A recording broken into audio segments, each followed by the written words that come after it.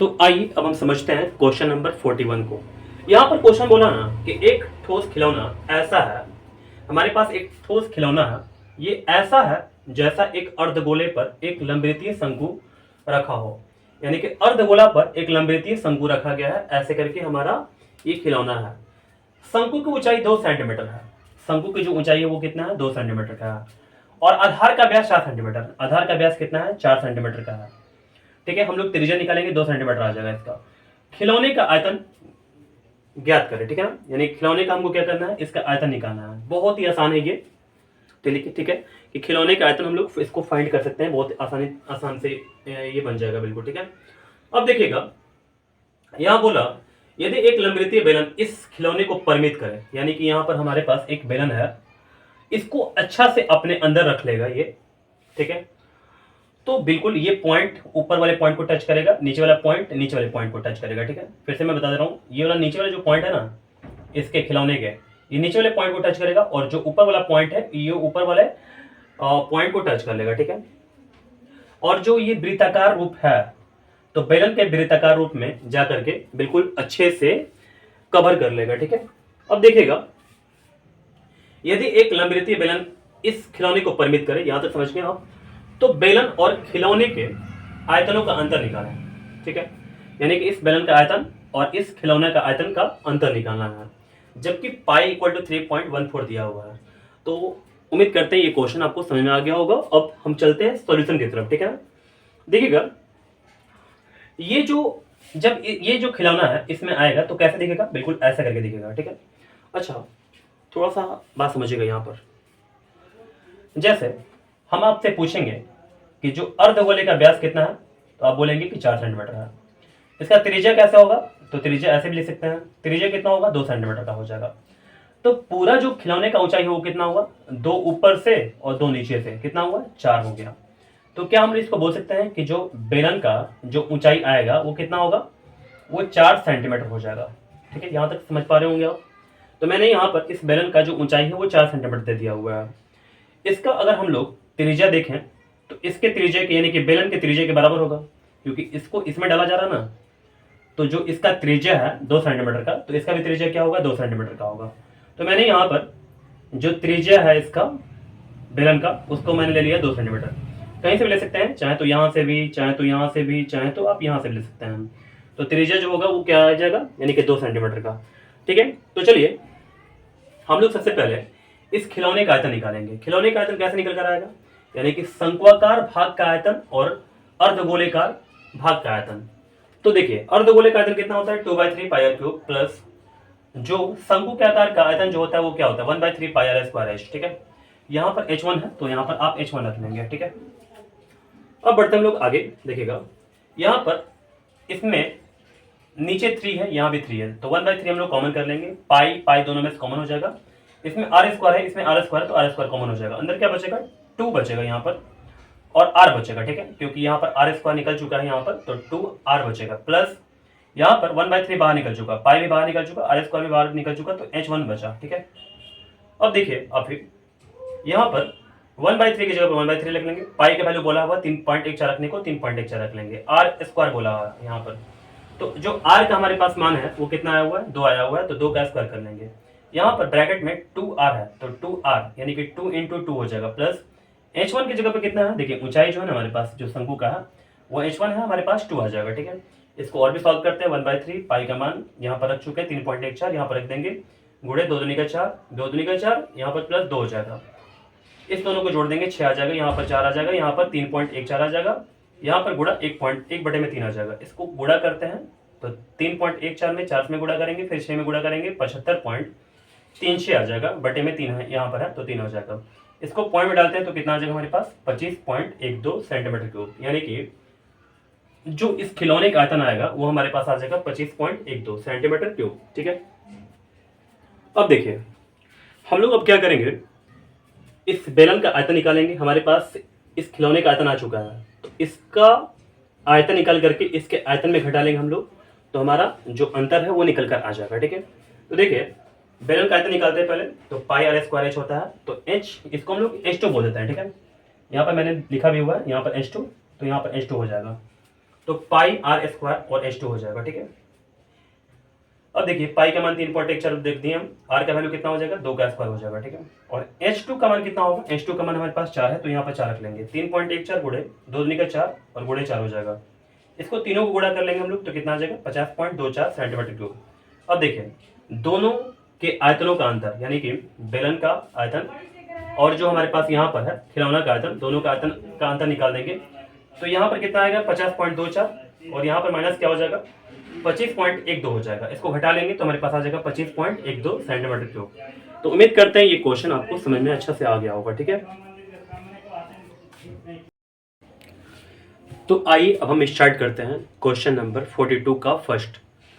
यहाँ पर क्वेश्चन बोल रहा है कि एक ठोस जिसमें 120 सेंटीमीटर ऊंचाई वाला और 60 सेंटीमीटर त्रिज्या वाला एक लंबवृत्तीय शंकु एक 60 सेंटीमीटर त्रिज्या वाले अर्धवृत्त, यहाँ पर अर्धवृत्त नहीं होगा अर्धगोला होगा, पर खड़ा है। ठीक है, मैं क्वेश्चन को समझाता हूँ, ध्यान दीजिएगा। देखिए सबसे पहले हमारे पास एक ठोस दिया हुआ था। ठीक है, यहाँ पर क्या बोला हुआ है, एक ठोस जिसमें 120 सेंटीमीटर ऊंचाई, ये वाला जो ऊपर का पार्ट दिख रहा है ना आपको शंकु के आकार का तो इसमें 120 सेंटीमीटर जो है ना इसका ऊंचाई है और 60 सेंटीमीटर त्रिज्या, इसका जो त्रिज्या है वो 60 सेंटीमीटर का है वाला एक लंबवृत्तीय शंकु, ये लंबवृत्तीय शंकु है एक 60 सेंटीमीटर त्रिज्या वाले अर्धगोला, यहाँ पर अर्धवृत्त की जगह पर अर्धगोला बोलिएगा, 60 सेंटीमीटर त्रिज्या वाला, यानी कि इसका भी 60 सेंटीमीटर त्रिज्या ऊपर वाले का भी और नीचे वाले का भी 60 सेंटीमीटर त्रिज्या। ठीक है, पर खड़ा है, यानी कि इस अर्धगोले पर खड़ा है एक पानी से भरे लंबवृत्तीय में लंबवत इसके पेंदी में सटाकर रखा जाता है। जैसे इसको इसमें डाल दिए, ये बेलन है हमारा, इस बेलन में डाल दिए तो इसको बिल्कुल पेंदी में सटाकर रखा जाता है इसको। ठीक है, यहाँ पर बोला कि बेलन में बचे पानी का आयतन ज्ञात करें। हमको देखिए जब इसमें पानी पूरा भरा हुआ है तो क्या होगा ना, जब इसको डालिएगा तो पानी कुछ मात्रा में यहाँ बच जाएगा। ठीक है, कुछ मात्रा में पानी यहाँ बच जाएगा, कुछ यहाँ पानी बच जाएगा आपका। ठीक है, कुछ यहाँ पर आपका बच जाएगा, समझ गए बात को। ठीक है, अब देखिएगा यहाँ पे बोला तो जो बचा हुआ पानी है उसका आयतन हमको निकालना है। यदि बेलन की त्रिज्या 60 सेंटीमीटर, यानी कि इसका दोनों का त्रिज्या तो 60 था, इसका भी त्रिज्या क्या आ गया 60 सेंटीमीटर आ गया। मैंने यहाँ पे बनाया भी हुआ है कि इसकी जो त्रिज्या है वो 60 सेंटीमीटर का। ठीक है, और ऊंचाई 180 सेंटीमीटर, यानी कि पूरा जो ऊंचाई है वो क्या है 180 सेंटीमीटर है। अब देखिए पता है ये जो आपका ठोस है इसका पूरा ऊंचाई कितना है, ये 120 हो गया और इसका त्रिज्या 60 है, तो 60 ऐसे करके कीजिएगा तो कितना हो जाएगा 180 हो जाएगा। ठीक है, तो पूरा पूरा 180, ये भी कितना हो गया 180 हो गया आपका। ठीक है, अब देखिए यानी कि अगर इसको हम लोग इसमें डालें तो ये बिल्कुल पेंदी को टच करेगा बेलन में आकर के, ये जो इसका आधार है ये आकर के पेंदी में बिल्कुल टच करेगा और जो ऊपर का भी पार्ट है ना ये भी ऊपर वाले पार्ट में जाकर टच करेगा। ठीक है, तो देखिए हम लोग क्या करेंगे, इस बेलन के आयतन में से इस ठोस का आयतन को हम लोग अगर घटा लेते हैं तो हमारा आ जाएगा इसमें पानी जो बचा हुआ ना उसका आयतन। ठीक है, तो देखिए हम लोग क्या लिखेंगे यहाँ पर, बेलन में बचे पानी का आयतन, जो बेलन में बचे यानी कि इस बेलन में बचे पानी का आयतन कैसे निकल कर आएगा, तो बेलन का आयतन, ये पूरा बेलन का आयतन माइनस इस ठोस का आयतन। ठीक है, इस दोनों को अगर घटा देते हैं हम हमारा तो आंसर आ जाएगा। ठीक है, देखिएगा इसकी वैल्यू को पुट करेंगे हम लोग, यहाँ पर आपको लाइट चमक रहा होगा तो मैं ऐसे आ जाता हूँ, अब आपको सही से दिखाई पड़ेगा। ठीक है, देखिएगा ध्यान से, यहाँ पर हमने यहाँ पर लिख दिया जो बेलन का आयतन क्या है, बेलन का जो आयतन हमारे पास वो पता है क्या है। देखिए बेलन का आयतन फॉर्मूला क्या होता है, पाई आर स्क्वायर एच होता है। ठीक है, तो पाई का हम लोग रख देंगे यहाँ 22/7 और जो आर का मान हमारे पास है, जो त्रिज्या है वो 60 सेंटीमीटर आ गया, तो 60 का स्क्वायर पाई आर स्क्वायर, और एच का मान कितना है, एच का मान ऊंचाई यानी कि 180 है, माइनस कर लेंगे इसका पूरे का आयतन कितना होगा, तो दोनों को जोड़ लेंगे आयतन, दोनों का आयतन को हम लोग जोड़ लेंगे। तो देखिए जो नीचे वाले का आयतन होता है यानी कि जो अर्धगोला का आयतन होता है वो होता है 2/3 पाई आर क्यूब, तो 2/3 हो गया, पाई का वैल्यू हो जाएगा 22/7 और जो आर का मान है वो कितना है यानी कि 60 है, 60 का पावर 3 हो जाएगा, 2/3 पाई आर क्यूब हो गया। ऊपर का आयतन क्या होगा 1/3 पाई, पाई का वैल्यू रख देंगे हम लोग 22/7 आर स्क्वायर एच। तो आर का मान कितना है 60 है, 60 का स्क्वायर, और एच का मान कितना है 120 है। समझ गया। देखिए थोड़ा ध्यान दीजिएगा, यहाँ पर आपको यहाँ तक बात समझ में आ गया होगा। ठीक है, अब देखिए हम लोग को बस कैलकुलेशन करना है अब अच्छा से। यहाँ पर 22/7 हो जाएगा, 60 का स्क्वायर ऐसे छोड़ दिए, यहाँ पर 180 हो गया माइनस। देखिए यहाँ पर नीचे जो है ना ये 3 लगा हुआ है, इस दोनों में से हम लोग कॉमन कर लेंगे, इसमें से और इसमें से कॉमन करेंगे, 3 दोनों में से कॉमन हो जाएगा, तो 1/3 कॉमन हो गया। यहाँ पर 22/7 कॉमन हो जाएगा, तो यहाँ पर 22/7 60 का पावर 3 जो है ना, और यहाँ पर 60 का पावर 2 है, तो हम लोग 60 का पावर 2 दोनों में से कॉमन कर लेंगे। तो अंदर जो बचा रह जाएगा, देखिए यहाँ पर 2 बचा रह जाएगा, और यहाँ पर 60 का पावर जो 3 में से अगर पावर जो 2 निकल गया है तो 60 ओनली बचेगा, यहाँ पर प्लस हो जाएगा। 1/3 को बाहर निकाल चुके, 22/7 को बाहर निकाल चुके, 60 का स्क्वायर को बाहर निकाल चुके, तो यहाँ पर क्या बचा 120 बचा। ठीक है, इसको भी ऐसे करके लिखेंगे, इसको भी ऐसे लिखेंगे। अब देखिए ऐसे नहीं लिखेंगे, थोड़ा ध्यान दीजिएगा, मैंने और भी सॉर्ट कर लिया है इसको। जैसे यहाँ पर 22/7 है, अब हम लोग क्या करेंगे, इसमें से और इसमें से कॉमन करेंगे, तो 22/7 कॉमन हो गया, 60 स्क्वायर और यहाँ भी 60 स्क्वायर कॉमन हो जाएगा, तो अंदर क्या बचेगा 180 बचेगा माइनस, यहाँ पर 22/7 कॉमन हो चुका, 60 का स्क्वायर कॉमन हो चुका, तो 1/3 बचा, यहाँ पर 1/3 हो गया, 60 दूनी का 120 हो गया, यहाँ पर प्लस क्या हो जाएगा 120 हो जाएगा, यहाँ पर 22/7 यहाँ पर गुड़ा 60 का स्क्वायर कितना होगा 3600 हो जाएगा, 180 माइनस क्या हो जाएगा यहाँ पर 1/3 12 120 क्या होता है 240 होता है, 3 से घटाएंगे तो 80 बार में कैंसिल हो जाएगा। 22/7 यहाँ पर 3600 और यहाँ पर 180 में से अगर 80 घटाते तो क्या मिलता है 100 मिलता है, तो 22 गुणे 3600 गुणे 100 क्या होगा, यानी कि 79240। ठीक है, बटे में क्या हो गया 7 हो गया। अगर इसको पॉइंट में डालते हैं तो हमारे पास इतना आता है, देखिएगा। लेकिन हमारा आंसर जो है ना वो अभी आया सेंटीमीटर क्यूब में, और हमारा जो बुक में आंसर दे रहा वो मीटर क्यूब में दे रहा, तो मीटर क्यूब में बदलना बहुत ही आसान है। ठीक है, देखिए हम लोग क्या करते हैं, आपको तो पता होगा कि 1 सेंटीमीटर में 1/100 1 सेंटीमीटर में 1/100 मीटर होता है। ठीक है, तो हमको मीटर में क्यूब में चाहिए। देखिए यहाँ पर सेंटीमीटर क्यूब का मतलब क्या है, यानी कि सेंटीमीटर गुणे सेंटीमीटर गुणे सेंटीमीटर। 1 सेंटीमीटर में क्या होगा, यानी कि 1/100 मीटर, यहाँ भी क्या हो जाएगा 1/100 मीटर। ठीक है, एंड यहाँ पर क्या हो जाएगा 1/100 मीटर। समझ गए, तो एक गुणा करेंगे 1 आ जाएगा, यहाँ पर 100 गुणा करेंगे तो ये 1 पर कितना जीरो 6 जीरो हो जाएगा, 2 3 4 5 6 हो गए। ठीक है, अब देखिए हम लोग क्या करेंगे ना, इस पॉइंट के बाद 6 अंक लेफ्ट हैंड साइड में देखेंगे, 6 अंक देखेंगे हम लोग 1 2 3 4 5 6, यानी कि 1.13 ऐसे करके लिख देंगे हम लोग, 1.13 1 4 2 8 5 7 ऐसे करके लिख देंगे। ठीक है, और भी छोटा करेंगे तो हमारा सटीक जो आंसर आ रहा बुक में वो ऐसे करके आ रहा, चाहे तो आप ऐसे लिख दें, चाहे तो आप ऐसे लिख दें, और चाहे तो यहाँ पर आप एग्जाम में ऐसे भी करके लिख दें, क्योंकि यहाँ पर तो कुछ बोला नहीं है कि मीटर क्यूब में फाइंड कीजिए, है ना। तो हम लोग क्या करेंगे, यहाँ पर तीनों में से किसी आंसर को देंगे तो हमारा कोई प्रॉब्लम नहीं होगा। ठीक है, तो यहाँ पर मैंने लिख दिया बुक के हिसाब से 1.131 हो गया। ठीक है, मीटर क्यूब। तो उम्मीद करते हैं ये क्वेश्चन आप अच्छे से समझ गए होंगे। तो आइए अब हम देखते हैं क्वेश्चन नंबर 42 का 2। यहाँ पर क्वेश्चन बोला कि एक खिलौने का आकार ऐसा है मानो समान त्रिज्या के एक अर्धगोले पर शंकु आरोपित हो। जैसे हमारे पास एक खिलौना है, ठीक है, इसका आकार ऐसा है मानो समान त्रिज्या के अर्धगोले पर शंकु आरोपित है, यानी कि समान त्रिज्या के अर्धगोले पर एक शंकु आरोपित है। इसका मतलब क्या, यानी कि दोनों का त्रिज्या एक ही जैसा है, यानी कि समान है। शंकु के आधार की त्रिज्या 3.5 सेंटीमीटर है। जो शंकु है ना, ये शंकु है, इसका आधार का जो त्रिज्या है वो कितना है 3.5 सेंटीमीटर, आपको दिखाई दे रहा होगा यहाँ पर। तथा खिलौने की ऊंचाई 15.5 सेंटीमीटर है। खिलौने का जो ऊंचाई है ना, यानी कि पूरा ऊंचाई, ये जो पूरा ऊंचाई है ये कितना है 15.5 सेंटीमीटर है। ठीक है, तो बोल रहा कि खिलौने का पृष्ठ क्षेत्रफल ज्ञात कीजिए। हमको खिलौने का पृष्ठ क्षेत्रफल फाइंड करना है। कैसे फाइंड करें, बहुत ही आसान है। ठीक है, हम लोग क्या करेंगे, देखो अगर मैं बोलूंगा आपसे ना कि इस खिलौने को आपको पोताई करना है, तो आप कैसे कैसे पोताई करेंगे, यानी कि रंगाई करना है, तो आप क्या करेंगे, ऊपर से जाकर कलर करेंगे, नीचे से जाकर कलर करेंगे।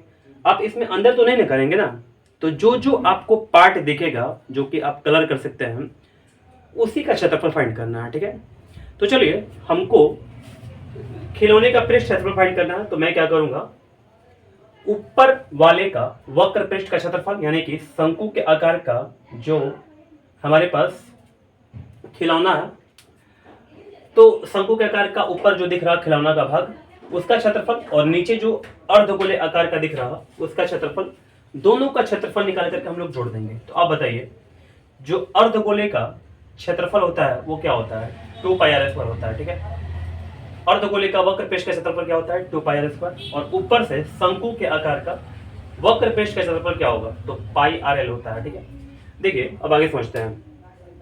हमने यहां पर देखा कि यहां पर जो हमारा जो ऊंचाई दिया था 15.5 था। ठीक है, तो इसका जो त्रिज्या था नीचे वाले का और ऊपर वाले का वो 3.5 था।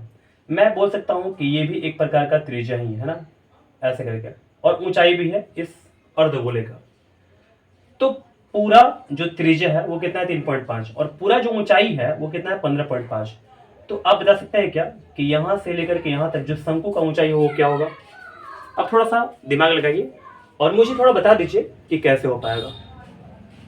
ठीक है, तो देखिए हम लोग क्या करेंगे, ये पूरा ऊंचाई में से 15.5 में से इसका ऊंचाई को हम लोग घटा लेंगे। कितना है, 3.5 है, तो हमारे पास आ जाएगा इसका ऊंचाई। तो 15.5 में से 3.5 घटाइएगा तो कितना आ जाएगा, यानी कि 12 आ जाएगा।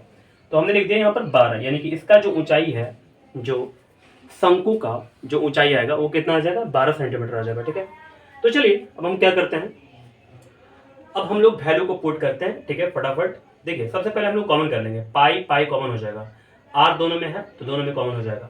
इसमें अंदर में क्या बचेगा, पाई आर कॉमन हो गया तो 2r बचेगा, प्लस पाई आर कॉमन हो गया तो अंदर में आर एल बचेगा। ठीक है, पाई आर को पाई आर लिख देंगे, 2r को 2r लिख देंगे। एल का जो फॉर्मूला होगा, क्योंकि हमारे पास एल नहीं दिया हुआ है, यानी कि जो स्लाइंट हाइट है, यानी कि तिर्यक जो ऊंचाई है ना, तिरछी ऊंचाई जो है वो हमको नहीं दिया हुआ है, तो हम लोग तिरछी ऊंचाई को निकालेंगे। तो कैसे निकालेंगे, तो L equal to under root of R square plus H square हो जाएगा। ठीक है, यहाँ पर पाई का वैल्यू कितना होगा, 22/7, आर का मान कितना है, 3.5, यहाँ पर देख सकते हैं 2r, यानी कि 2 × 3.5 हो जाएगा, प्लस आर का स्क्वायर अंडर रूट में यहाँ पर पहले कर लेंगे, और आर का जो मान है वो 3.5 है, 3.5 रख लिया। जो एच का मान है, किसका एच का मान, यानी कि शंकु का एच का मान कितना है, 12 हमने लाया, 12 रख दिया, 12 का स्क्वायर कर लेंगे। यहाँ पर 7 से घटाएंगे 3.5 को तो 0.5 आ जाएगा, 22 में 5 0.5 में गुणा करेंगे 11 आ जाएगा।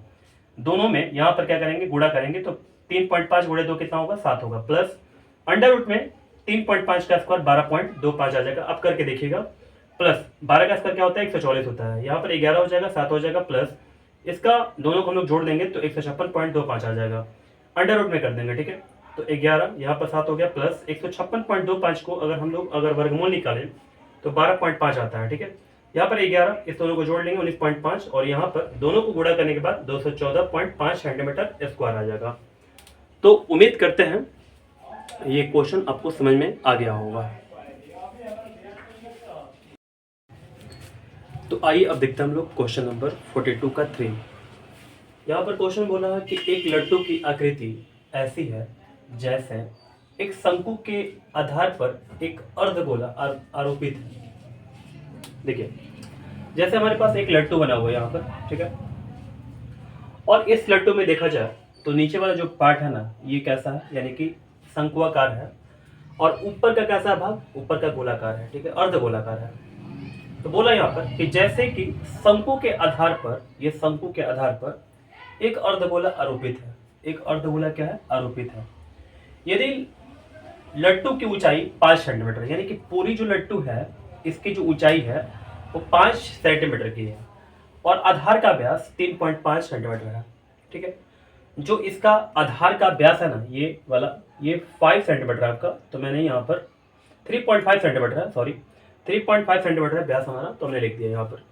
तो लट्टू का पृष्ठ क्षेत्रफल निकालें, हमको लट्टू का क्या करना है, पृष्ठ क्षेत्रफल निकालना है। देखिए, जब पृष्ठ क्षेत्रफल निकालिएगा लट्टू का तो कैसे निकाल पाइएगा, यानी कि ऊपर का क्षेत्रफल, यानी कि अर्धगोले का वक्र पृष्ठ का क्षेत्रफल, और नीचे से क्या हो जाएगा, यानी कि शंकु का वक्र पृष्ठ का क्षेत्रफल। ठीक है, तो हम लोग दोनों को जोड़ देंगे तो हमारा आंसर आ जाएगा। देखिएगा ध्यान से पर, जैसे हमारे पास त्रिज्या कितना था, 3.5 सेंटीमीटर का था, त्रिज्या नहीं बल्कि व्यास था, तो हम लोग इसका त्रिज्या अगर निकालते हैं तो 1.75 सेंटीमीटर आ जाएगा, ठीक है। त्रिज्या जो पूरा इसका ऊंचाई है वो कितना है, वो 5 सेंटीमीटर का है। अगर ये वाला हम लोग अगर देखें पूरा ये वाला जो है ना, ये अर्धगोला का त्रिज्या है, ठीक है।